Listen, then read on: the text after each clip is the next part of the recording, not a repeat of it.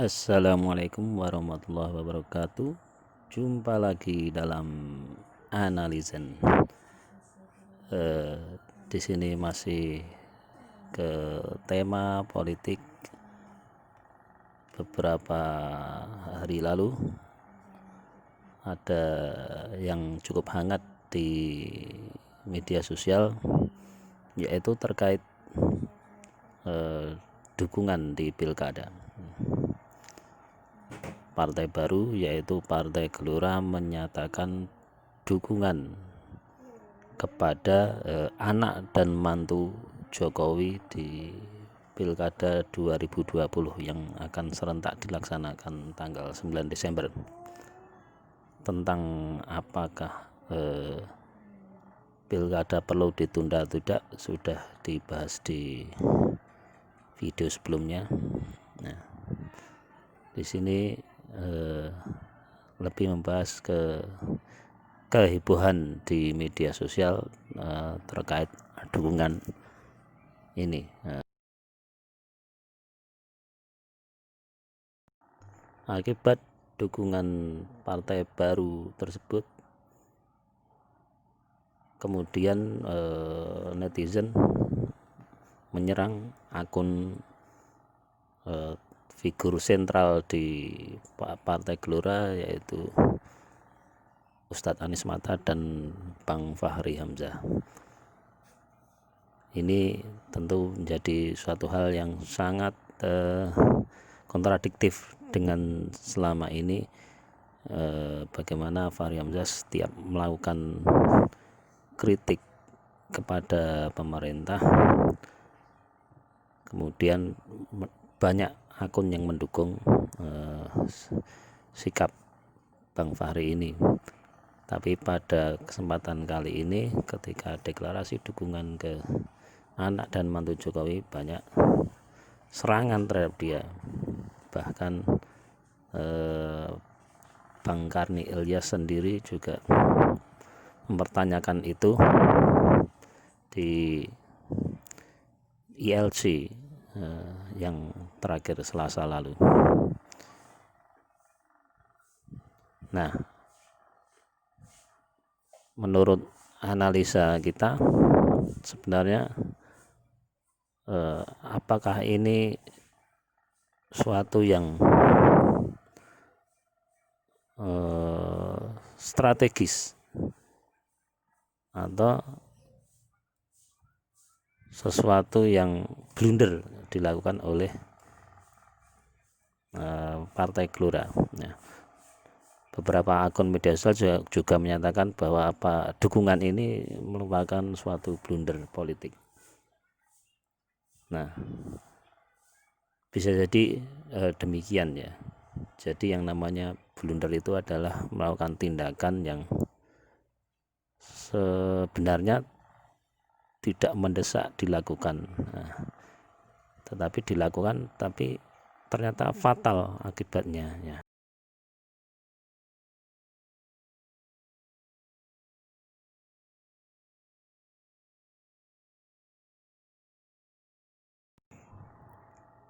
Kalau melihat peraturan KPU, sebenarnya partai baru yang belum pernah ikut pemilihan umum legislatif itu tidak ada kemendesakan untuk mendukung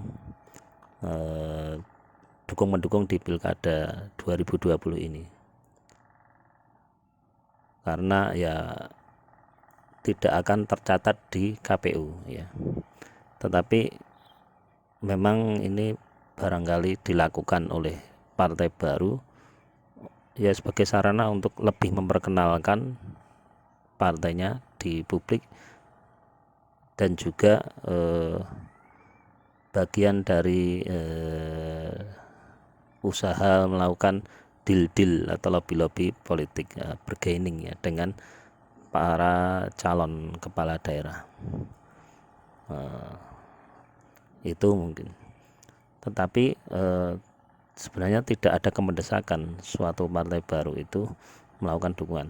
Toh seperti yang disampaikan oleh Ustadz Anies Mata sendiri, bahwa dari 270 dukungan dari 270 pilkada yang akan serentak digelar tanggal 9 Desember itu, Partai Gelora hanya mengeluarkan surat dukungan di sekitar 150-an daerah saja. Artinya andaikan di kota Solo dan Medan, di pilkada Solo dan Medan, Gelora tidak mengeluarkan surat dukungan, ya tidak ada yang nagih, karena memang tidak ada kemendesakan untuk melakukan dukungan ya. Tapi ternyata dilakukan dan berakibat bully dan ya serangan oleh netizen ya ke kedua akun figur sentral di partai tersebut. Ini akan berefek pada peluang partai tersebut untuk merekrut simpati dari ceruk suara masyarakat yang kritis terhadap pemerintahan sekarang. Kehilangan ceruk suara dari masyarakat yang tidak puas atau kecewa dengan pemerintahan sekarang. Nah ini, tapi saya kira pemilu 2024 masih panjang, sehingga masih ada kesempatan ya untuk melakukan recovery elektoral ya. Tapi sebenarnya yang pengen kita bahas di sini, seberapa besar partai baru di 2024 nanti untuk bisa eksis. Eksis ini salah satu standarnya adalah lolos parliamentary threshold ya. Nah ini yang tentu saja menjadi tantangan yang sangat signifikan bagi partai-partai baru tersebut. Nah ini kita akan lebih berdalam di segmen video kali ini.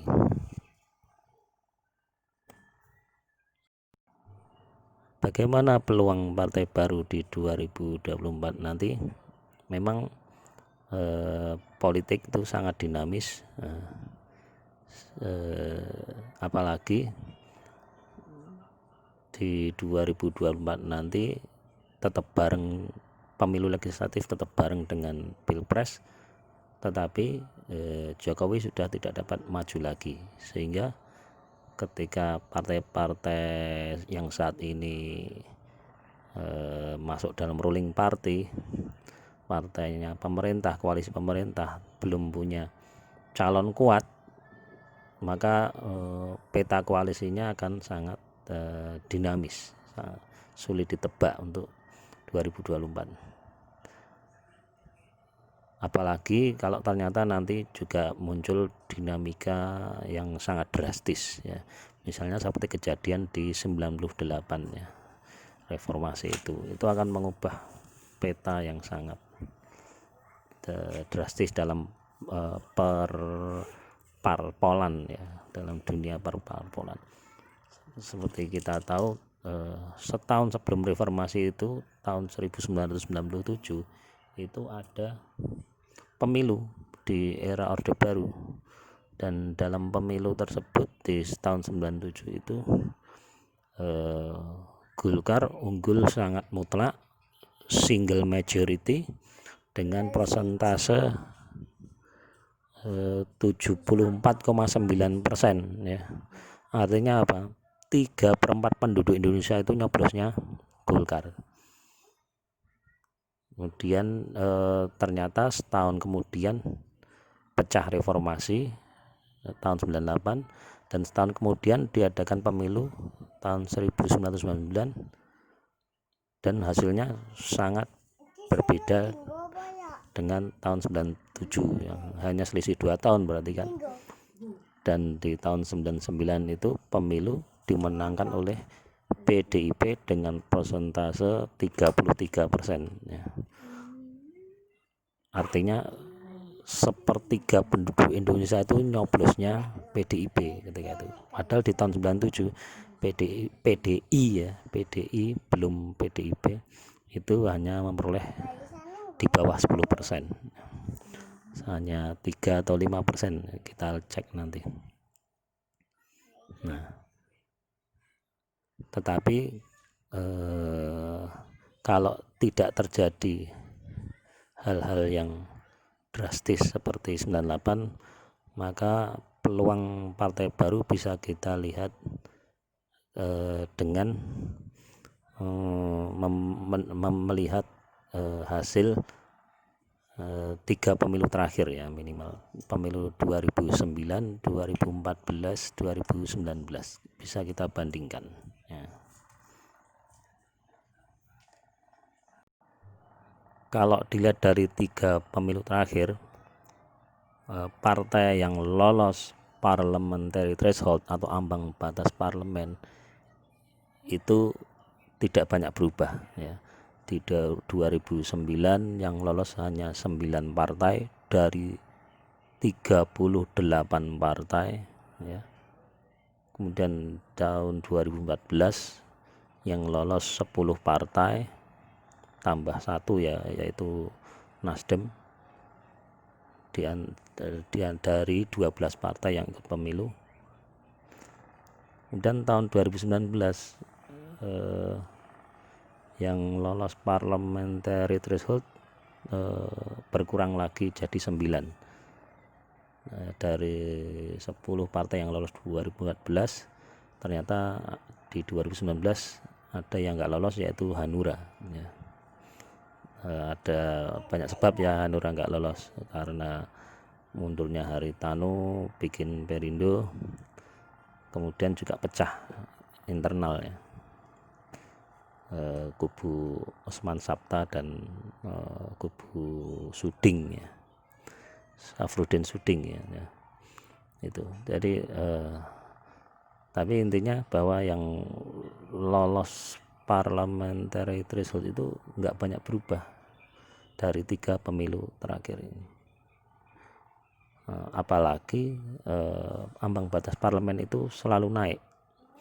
Di 2009 itu parliamentary thresholdnya 2,5%, tahun 2014 naik menjadi 3,5%, dan di 2019 naik menjadi 4%. Jadi kemungkinan tahun 2024 itu akan naik lagi.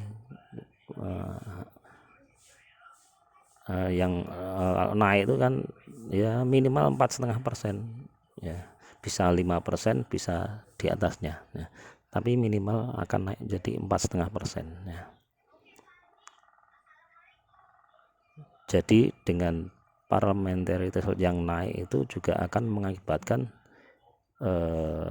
partai yang lolos ambang batas itu kemungkinan juga tidak banyak berubah dari 2019, bahkan bisa kurang.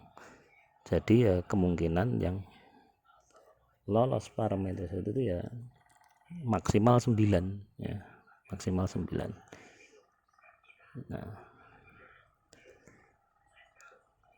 karena apa? Karena kalau kita lihat ini di 2009 itu yang peserta pemilunya itu ada banyak, 38 partai. Berarti yang lolos electoral threshold parliamentary threshold hanya 9, berarti yang tidak lolos itu ada 29 partai ya. 29 partai itu kalau di total itu suaranya itu mencapai 18% ya. Bayangkan 30 dari 29 partai tersebut kalau suaranya itu dikumpulkan itu mencapai 18%. Nah, di 2009 kalau 18% itu bisa juara 2 itu ya, juara 2. Tapi ternyata tersebar di 29 partai dan 29 partai tersebut tidak lolos threshold. Nah, kemudian di 2014 itu dari 29 partai yang tidak lolos itu yang ikut lagi hanya 2, yaitu PBB Partai Bulan Bintang dan PKPI Partai Keadilan dan Persatuan Indonesia. Artinya 27 partai lainnya itu tidak ikut lagi. Artinya sekitar 15% suara di 2009 itu menjadi liar di 2014. Nah, menjadi liar. Nah, itu akhirnya diperbutkan oleh 12 partai yang ikut pemilu 2014, termasuk Nasdem sebagai satu-satunya partai baru di 2014. Dan ternyata Nasdem berhasil memanfaatkan itu ya sebagai satu-satunya partai baru, sehingga mampu ya menangkap peluang 15% suara yang terbuang di 2009 itu, dan Nasdem mendapatkan suara sekitar 6% yang kemarin ya, 5 atau 6% itu ya, lumayan, tapi sudah lolos karena parliamentary thresholdnya 3,5%. Nah, kemudian di 2019 ke-12 partai di 2014 itu ikut lagi semua, ditambah 4 partai baru, yaitu Perindo, PSI, Berkarya, dan Garuda. Hasilnya ternyata yang lolos parliamentary threshold itu masih hampir sama dengan 2014, minus Hanura yang ternyata terdegradasi ya, sehingga 9 partai lainnya itu lolos ya. Artinya di sini mungkin seperti yang diistilahkan oleh Ustadz Anies Mata selepas pemilu 2014, yang saat itu beliau masih jadi presiden PKS. Ada salah satu TV swasta mewawancarai hasil pemilu 2014 tersebut, bagaimana PKS bisa bertahan, padahal saat itu ada semacam badai yang menerpa PKS dengan ditangkapnya presiden partai sebelumnya, Ustadz Lutfi Hasan Ishak, oleh KPK. Nah, bagaimana PKS bisa bertahan? Nah, waktu itu beliau mengistilahkan di politik Indonesia itu sudah terjadi yang namanya equilibrium. Artinya sudah ada perimbangan ya, perimbangan suara, ada kemapanan elektoral yang terjadi di Indonesia, sehingga kemungkinan besar dari pemilu ke pemilu itu perbandingan suaranya, perubahan suaranya itu tidak begitu drastis ya. Apalagi dengan ya itu tadi, selalu ada kenaikan PT ya, selalu ada kenaikan PT. Maka yang diuntungkan adalah partai-partai yang selama ini terbiasa lolos parliamentary threshold, dan ini tidak memberi peluang bagi partai-partai baru untuk lolos. Nah, dan hasilnya seperti yang kita lihat di 2019 kemarin, dari 4 partai baru itu tidak ada satupun yang berhasil lolos parliamentary threshold. Baik Perindo, Partai Berkarya, PSI maupun Partai Garuda gagal lolos parliamentary threshold. Itu ya.